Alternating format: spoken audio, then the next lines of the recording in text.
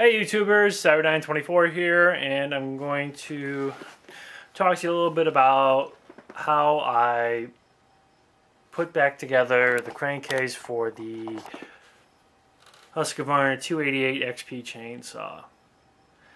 Now this saw is the first saw that I've ever done a complete rebuild, split the case up in half, worked with the crankshaft. This time around I put new bearings on it. I'm going to put new oil seals, and pretty much and from the ground up it's going to be a mixture of new and used parts. I'm getting a really good deals on used parts, so I'm going to try to get as much used OEM parts as I can without having to go with aftermarket stuff, because sometimes some aftermarket stuff is not as great as OEM. The bearings I went aftermarket, but I went with H&L Supply. That's the company's name. That's also their eBay handle. They handle in a wide variety of parts: Husky, John's Red, Zach Stolemar, steel, anything you want. Every time you buy a part from them, they send you a little card. They're based out in Florida. Give them a call. They can find anything. They can find any kind of part you need. So let's get back to the crankcase halves. Now, first thing you have to do is, when you have both the crankcase, both the crankshaft, is you want to apply a little bit of grease on each side of the shaft, on the flywheel side shaft and also on the clutch side of the shaft. That just adds a little, gives it a little bit of extra oomph and movement without having it be like metal on metal dry contact. Plus, also it really helps slips those bearings on. Now, once you're done with that, I did the easiest part. Was I installed the crankshaft and the bearing into the crankcase on the flywheel side. Let me try to move this down here. I did it on the flywheel side first, because with the flywheel side, the shaft is smaller. See, that's one thing you can know if you forget, like, oh, how am I supposed to put the crankshaft back into a chainsaw? Flywheel side always has a short shaft coming from the crankcase. Other than the actual drive shaft, the clutch side, where the oil pump gets installed, the clutch and sprocket, and then the bar and chain and stuff like that. Eventually, this won't be that bad, but that's why this side's longer. I used white lithium grease. You can use any kind of grease you want. I just use white lithium grease because that's what I usually have on hand, and that's what I use for when I lube up my the roll pin, the bearing, the sprocket bearing. I use a little bit of white lithium grease on that, so to keep that thing nice and going smooth. Once I was done with that, I applied a very, very small amount of Permatex RTV silicone, the high temp model, the high temp stuff, the red kind. A very, very little thin film. You don't want to put too much on, because you don't want it oozing into the crankcase or anything like that.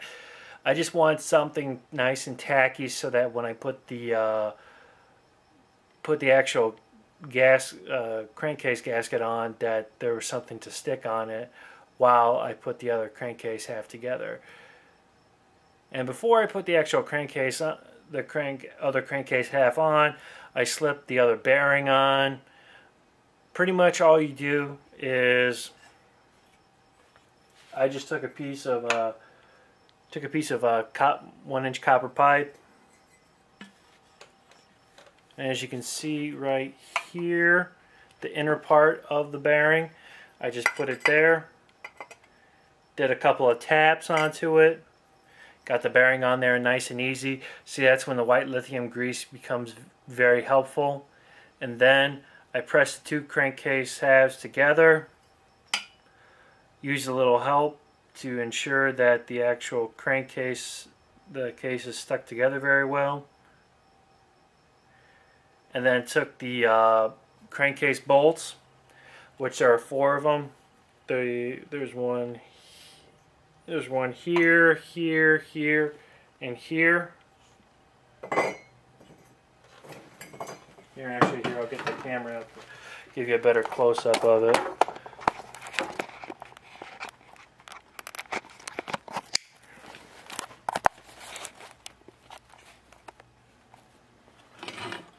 Here, let's see if I can try there and right there. Those are the 4 crankcase bolts, and then there's one little straggler right here in the rear. Now all I did was I put those in, and I used a crisscross fashion, tightened it a little here, little here, little here, little here, and kept on doing the same amount of turns until it got kind of snug, and then I just pretty much finished tightening them up in the same crisscross pattern. And as you can see, the crankcase is actually back together. It's really nice. I put the flywheel on temporarily. Had to reinstall the key on it because it fell out. Once I took a look and I saw it empty, just the keyway, I was like, okay, got to find the key. Luckily, I found the key, installed it, and as you can see,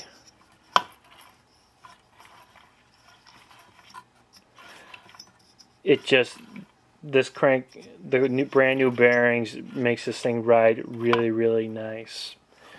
Now, the next step in this process is to actually install the oil seals themselves.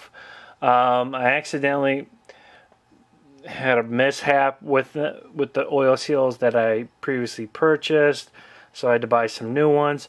So I'm actually going to take this to a friend of mine. He's actually going to show me a really easy way to install these oil seals without damaging them, because you don't want to damage the rubber seal on this, because if you don't get a good seal on the crankshaft, you're gonna be oozing stuff, and you're gonna be having air leaks, and that's the last thing you need in a crankcase. Once we get the oil seals on, then I'm going to permanently attach the flywheel back onto the crankshaft. I'm gonna pick up the oil pump for it and get the screws to that. Apply all that together, which pretty much is getting really started with the rebuilding the saw. And then once I'm done with that, I'm going to I have a piston and cylinder on their way, bearings and all that stuff like that, so I'll install that, get that all finished up, and that's all going to be nice. Really can't wait, because then this saw is just going to be absolutely amazing once I get done with it. I mean, I think it's really going to make a big difference. I think it's really going to wail this time. And then once I get the pretty much the main guts of this thing back together, then I will go back to the gas tank, start working on the gas tank, buying all the AV mounts for them, screws that will attach to the crankcase, plus also get the special front mount that they have that's specially made for this saw, that's designed for longer bars, and just really start getting this thing together, and hopefully I'll get this thing started and hopefully it will run well. And also get the ignition coil for it too. I mean, got to get that. That's a very essential thing. Well, all I have to say, YouTubers, is thanks for all the views, thanks for all the comments. I really appreciate it. Just also like to say, I'm not a certified mechanic. A lot of things I do and say may sound weird, or they may not be correct. Believe me, if I say something that's incorrect, you can always just leave me a comment and say this is how it really is. You don't have to use profanity or anything like that, really. I mean, come on, we're all adults. So, y'all have a good one, YouTubers. I'm actually going to upload this and go to bed. Good night.